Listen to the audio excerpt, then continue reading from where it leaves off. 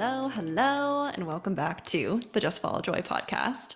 My name's Ariana Joy. I'm your host, and I'm a human design reader and teacher. And today, I am so stoked you're here because we're talking about something so cool with the amazing Kyla Derkach. And it's all about how to use human design to create that juicy, crazy magnetic, wildly effective marketing for your business that you've been looking for just by tapping into and activating the gifts you already have, aka being yourself. Kyla Derkach is the CEO of Hatha Astro.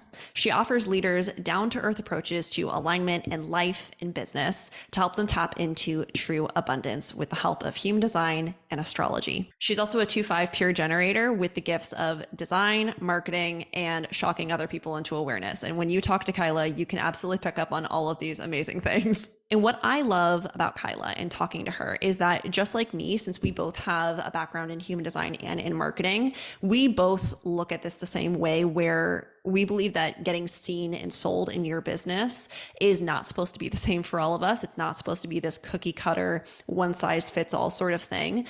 That's actually the exact opposite of what we should be doing, especially if that one size is doing crap that feels so draining and so not even like you.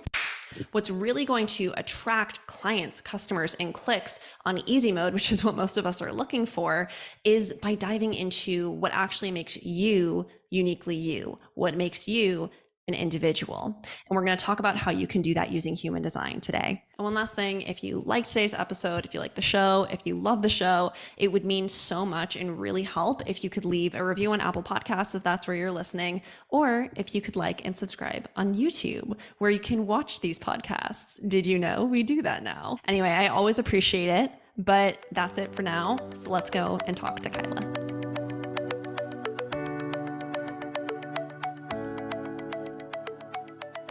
But so I would really love to hear, honestly, how you found human design and then how you shifted out of what you were doing before into using this in business. Like, what drew you specifically to this? Because I know that you were you in wine distribution sales before?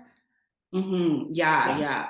So I used to work as a wine representative for a large import agency in Canada. And I had a multi-million-dollar territory. I traveled all around the world to like Mendoza, Argentina, to Champagne, France, tasting wines. It was pretty bougie. And, it was a dream job in a lot of respects. But I felt that I kind of hit a glass ceiling and there was no real space for expansion. And I decided that, well, I actually had a response. I had a friend who worked as a brand ambassador for another wine company, and she had actually moved to Spain, and my whole body lit up. And so what I decided to do is quit my job, and everyone was like, "You're fucking crazy." And I decided to book a ticket to Spain, and I moved to the island of Mallorca, and I actually started teaching English there for a period of time. And then funny enough, I always have worked with astrology. So I'm actually an astrologer. That's where it all really began. I was a little bit in the closet with it, but my friends low key always messaged me and they're like, "Hey, like, I'm into this dude. Can you do up our charts and like check out the synastry and the composite charts?" And I was like, "Yeah, totally. No problem. I work with this stuff." But I wasn't public with it at that time. And then in true line 2 fashion, I had a friend that really called me out. And she's like, "This, you're so good at this. Like, you need to be doing this." And while I was living in Mallorca, which is the island next to Ibiza, where Rot Who had his download, right? Or not his download, but the human design system found him. And he's Canadian like me. And the system, I think he transmitted it in 87, which is the year that I was born. So human design kind of came into my field. And of course, like understanding, approaching it from this astrology lens, I intuitively approached the planetary placements as the foundation. So I had this sort of depth of insight immediately upon my first rabbit hole, right? And yeah, I was obsessed from that moment forward and ended up kind of going public with it. Yeah. Well, I love that yeah, because I always thought it was amazing that you were so well versed in both astrology and human design. First off, when I saw that, I was like, how does she know like every aspect of this? Yeah. But so along the line of the two line to be in the closet with your gifts, right? And be like, this doesn't matter. I shouldn't share this, right? But that is so cool. And so you were working as a brand ambassador, and then when did you, or you were working with that kind of side of marketing, so when did you kind of break off and start to do your own thing? That I think it was when I purchased the domain, it was 2018. I Mm-hmm. purchased the domain, but I don't think I actually started really getting serious about it until 2019, 2020. So it Mm-hmm. was around the time of the pandemic, and it was like, well, I've got nothing else to do. Like, let me just give this 100% of my attention and see what happens. So I threw some spaghetti at the wall and just saw what stuck. Do you remember, you know, whether it was from the beginning or it was a later time when you were doing this, like a time when you thought, I know that astrology and human design can really help people, but I saw in business and in marketing, wow, this is really making a difference for people? There's so many one size fits all marketing and business strategies out there. And ultimately, a part of having a really magnetic, high vibrational business is embracing your uniqueness. That's the unique point of differentiation or the USP, right? So human design and astrology are like they're the science of differentiation. So to me, they go together like tacos and margaritas. Right? They So really well. do. Right. They're perfect. They totally go together. And then not only that, but I think that alignment is one of the most integral pieces to expanding to aligned conscious expansion, and human design is really a blueprint for that as well. You can't quantum leap if you're too heavy to jump, so Mm, clearing out all that energetic debris is the thing that keeps you nice and light and vibrant so that you're able to consciously co-create with the universe. So yeah, ultimately I feel like they just need to coexist together. I And agree. this is totally like I have the transmitter channel, sales and entrepreneurship, like the 26 to 44, and that's something that I try to maximize on. And this is something that I really try to embody in my own business. And this is something I encourage with my own clients is like embrace your differentiation. Like, how can you pull that differentiation into your business? Because that's the thing that's going to really activate your audience naturally. And it's going to come easy to you. And when we're focusing on what comes natural, that's when there's flow in the Mm, business. And it doesn't feel like you're swimming upstream, right? yeah, and again, I have to bring that two line into the conversation because it's all about like the organic and what feels easy. And to be honest, like everyone I know who's shown me that things can be really easy, well, besides my 4-6 manifesting generator mentor, have been two lines. You know, another person that comes to mind is Jenna Zoe. She's always about like what feels easy, what feels like you, what is peeling away the layers to come back to what's organic and actually underneath. And that's so beautiful. And especially with, you know, channel 4426, which can also be like the channel of marketing, of like being the marketer. So literally, of course, it would be you. And also, of course, you would have like the incredible like, graphic design that you have on your feed and everything. I saw as soon as I saw Gate 44, I was like, freaking no wonder. That's like they have such a, and then your I know I'm getting so deep, people here listening, if you're new to human design, but your strongest sense is outer vision too. It all Yes, comes yes. together. It's that outer vision cognition. Oh, yeah, there's like a strong visual thing. And then obviously having the channel of perfected form too, there's like that design element there, which is totally fun and effortless for me. I could design all day. So, you know, this whole idea of differentiating being the basis of what makes really juicy and magnetic marketing for us and what actually works. Was there anything around the way that you marketed that you really had to decondition out of yourself because it was just so not you? Something that you had been told, something that you know, went through this business thinking at first that you were like, fuck that. I actually don't need to do that. That's not even in line with my design. Yeah. uh, I'm laughing. I'm like, yes. I would say the response to that. Yes. I just feel that in my gut. So one of the things that I notice with a lot of generators in particular is they're in this launch, rinse, repeat cycle. And sometimes they're initiating because they're like, I have a team to pay. I have all of these expenses that are going out. Like I need to make sure there's MRR in my business. So then they're launching, right? And they're launching from initiation rather than response. So this is one thing that has been like a big pivot for me in actual business model, business structure. So I can lean back.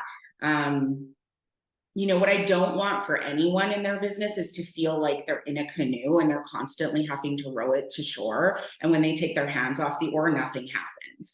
Like everybody deserves for their business to feel like a fucking motorized yacht with Leonardo DiCaprio on it, Throwing $100 bills at us. Right, like just making it rain.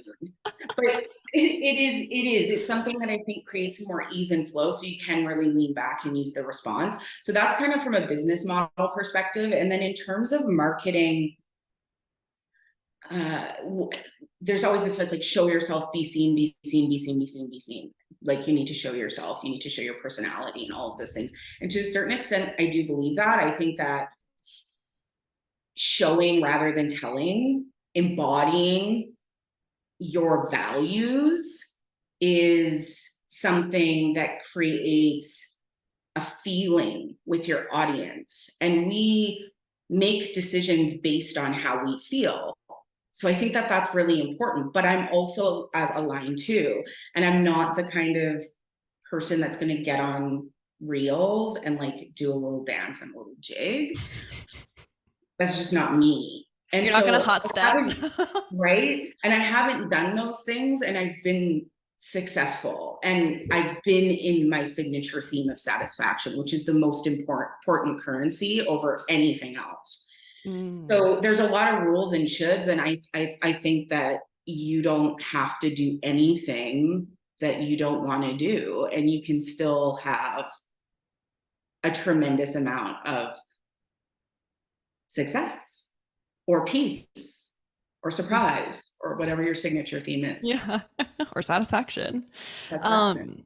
But so for you, it was I need to be launching. And then on the other side, like I need to be seen all the time or being seen in a specific way. That was mostly what you had to decondition from.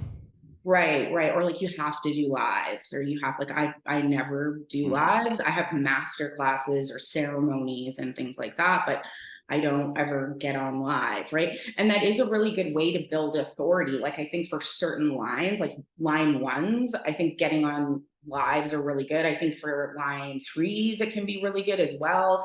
But just if it doesn't resonate for you, you don't have to do it, period, and that's what makes you different, right? And that's what makes you magnetic.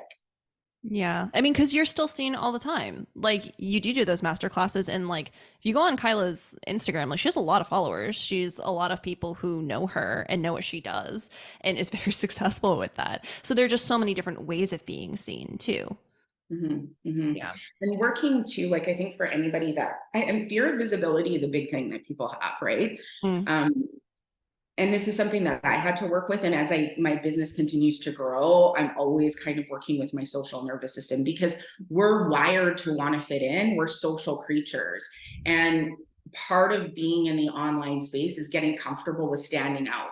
So it goes against like what feels safe for us in our body. So really like my advice is to always work with your social nervous system, because if you do that, you're going to be able to titrate and sort of pendulum and get more comfortable with putting yourself out there to a degree that feels good for you. Like I said, I'm never going to get on reels and like do a little jig. That's just not me, so it is what it is. Yeah. I'd like to actually talk about energy type. So when you work with different energy types, if you've noticed patterns, I'm sure with generators, it's funny. It's either like I have to start this or I should be launching all the time because if I know I'm a generator, I'm supposed to have a lot of energy. I should be able to do this all the time, right? That's probably, I would assume, something that you work with them on or that you have to help them decondition out of. But what are some that you see with projectors, reflectors, and manifestors? So with projectors, one of the things that I see really often is, well, if I have to wait for the invitation, that means that I can't share. And how I really view it is that somebody following you, that's an invitation to hear more from you. Right. So you don't have to like wait for someone to be like, do a post on this or like send you a formal invitation in the mail to get on stories. So that's one of the things that I see can sometimes be a little bit of a cock block, excuse my language. And then for manifestors, one of the things with manifestors that I see is like a little bit of the shoulds as well. And one thing that I've noticed is really effective for manifestors is really working seasonally. So rather than giving themselves like, I need to do this by the end of today, or I need to do this, this week, giving themselves like 3 months or 4 months to complete a project. And that allows for spaciousness for them to lean into their rest cycle if necessary, because we know that they're going to have a natural rest cycle, and then also really be activated and use their creative urge, right? So this is one thing that I find really effective for manifestors. And then reflectors, it's just like they can do whatever. They're just they can do whatever is landing for them, I find. Yeah, They're they're just a gonna. beautiful karmic mirror, and like they're just, as long as they're in a nourishing environment and nourishing spaces, and the environment I think is so much more than the four walls around us, it's also the people that we engage with. And when they're in spaces that feel good to them, whatever they put out there is it's just gonna have high vibrational impact. It's so funny because I can think of reflectors I know who will love hearing that. Like my friend Caitlin is a reflector, and she's going to be like, love that. Absolutely love that. That's exactly what I'm going to keep doing. And they're going to be reflectors who are like, what does that mean? Like they're gonna be like, they're gonna hate it because it's, but the thing is that it's true, honestly. And that's why like when I love the fact that there are so many reflectors out there now, not so many because there aren't so many reflectors, but there are reflectors out there now who like have business masterminds just for reflectors and like have places for them to show up where it's like they can just vibe. And I think that's so important for them. And also what you said is so important for them to hear, because like they are the vibe, like they are such a vibe. And I know a couple of reflectors who are actually business partners, and when they just like are in their element and they're feeling so good, they show up with like the most successful projects and offers and everything, and they speak the collective voice in this way that I didn't even know I needed. So Yeah. yeah, it's so there's such interesting people, such fascinating people. They are such fascinating people. One thing that I always recommend for reflectors as well is working with someone who can help you understand what the collective patterns are in relationship to planetary shifts and transits. Mm. That can be really valuable to reflectors, because then they know, okay, this is what everyone's craving. This is what's needed, right? And when they're creating from that space, yeah, it's very, they end up surprised. Let's put it that way. Yeah. Yeah.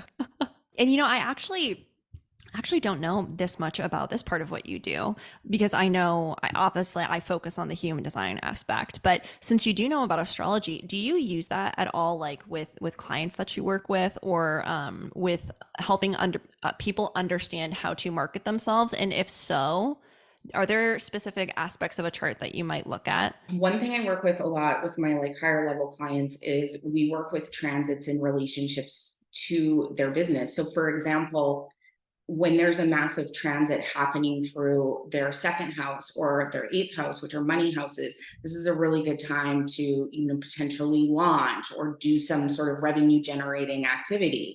But when there's big planetary transits in, for example, their 12th house, they're going to be more like, I want to listen to Lana Del Rey in the bathtub and drink a glass of wine. It's a time to sort of shut off and surrender and to integrate. So this is something that's I find to be really valuable, because you're working with the energy instead of against it. And then also in terms of marketing, when you know like what the collective transits are, and I can give you an example of this. Last year when the South Node, which is in Scorpio, which is very much about sort of shadow work, I launched a experience which was on Halloween, which was called the Coven, and it was all about shadow work. So it's I really remember this. Yeah. yeah. So I'm kind of using whatever is happening energetically to inform my process, and like that's also something I can respond to with my sacral. So yeah, I definitely use it for everything. Like I think transits are one of the most fascinating pieces of astrology, and one of the most impactful things that you can integrate in relationship to your business. You know, it's so funny too, because, and I'm sure so many people feel this way, like I'll be feeling into an energy and having such a tough time around a specific thing with my business, or being like, why isn't this working? Why does this feel like I'm grating cheese the wrong way? You know, like it's just like not, not going.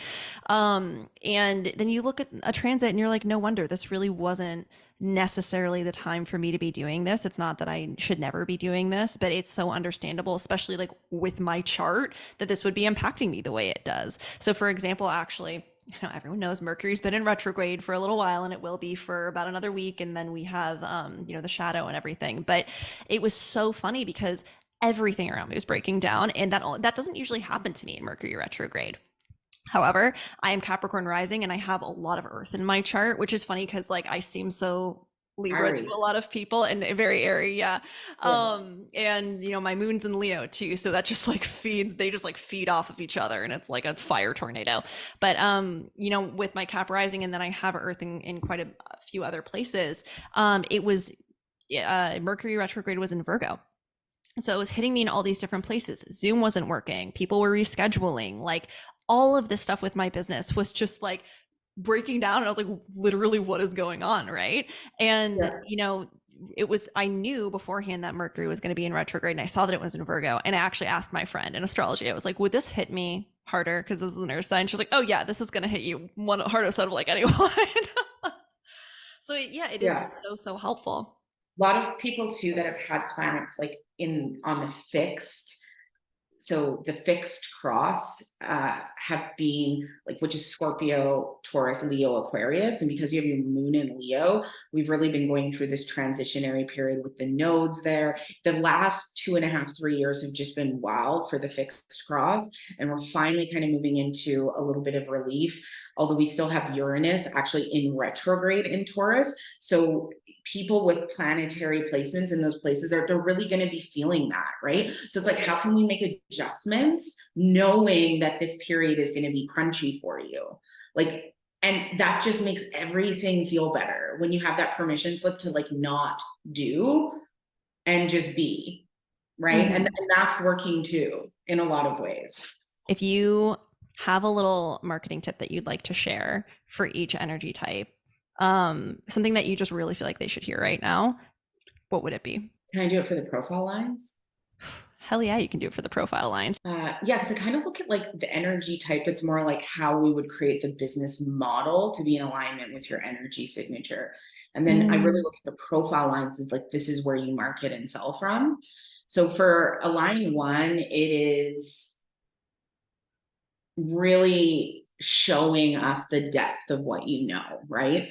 Like allowing yourself to go deep into like, and maybe that's educational content, but maybe that's just like getting on camera and like riffing on something that you've gone so deep into that just, like there's nothing better than that from a line one. Like I will line up and buy whatever you're freaking selling when I hear how deep you've gone into different processes.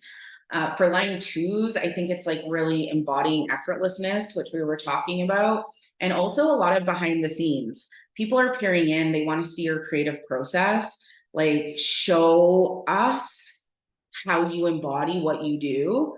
I think that is really, really powerful for the line two. And then line threes, oh my gosh, tell us about your experiments. Tell us about the things that you've tried, that you didn't work, what the data is that you've acquired from those experimentations. Like, be messy, be funny. Line threes is all about humor, you know, from a Gene Keys perspective. So we love that. We love that little bit of, I don't know, we love that personality, that fun energy that you bring to everything. I love honestly hearing that a three line failed, and that's not me being bitter. Not like I want you to fail. I just love because it just makes everyone feel like they can keep going. Like there's nothing better than that. Nothing, totally, absolutely. And it gives us permission slip to move, right? And when we're moving, we're collecting data that informs the next way that we move, right? Or the next action that we take in our business, in our life, whatever the thing is. So again, failure isn't the opposite of success, it's part of success. And then line fours, I think it's like really your heart. Like the thing with line four is they have that BFF vibes. They really, really care about their clients, their community.